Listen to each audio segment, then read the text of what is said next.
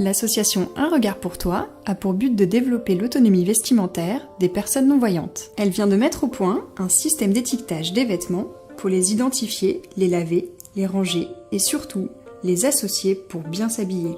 Nous sommes chez Désirée, adhérente de l'association. Je suis Désirée Gouer, j'ai 34 ans, je suis malvoyante depuis 2004. Le fait d'être déficiente visuelle, je sais que ça suscite déjà aussi le regard des gens sur soi.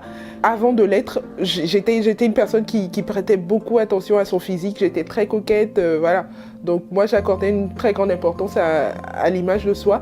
Et donc j'ai gardé cette habitude-là et je me dis que ce n'est pas parce qu'on est malvoyant ou non-voyant qu'on va se laisser aller. Je range mes vêtements par type, les pantalons à part, les sweats, pulls à part, les chemises, robes, jupes, par type de vêtements. Nouveau tag analysé.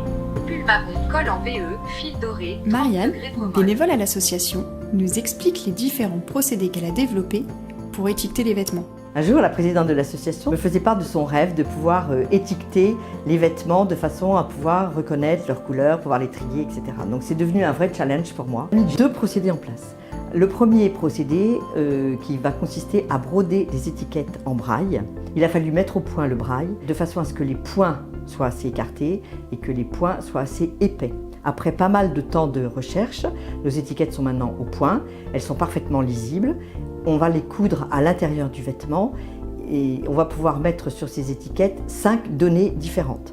La première va être la température de lavage, la deuxième va être la couleur et sa nuance. Ensuite, vous allez pouvoir trouver sa description, savoir s'il y a des motifs, et on va pouvoir indiquer si ce vêtement est habillé ou décontracté. Le deuxième procédé, ce sont des puces qui tiennent au lavage, qui tiennent au séchage. Une fois que l'étiquette est prête, on la coud à l'intérieur du vêtement. Avec ce procédé, on a la possibilité de encore plus personnaliser l'étiquette.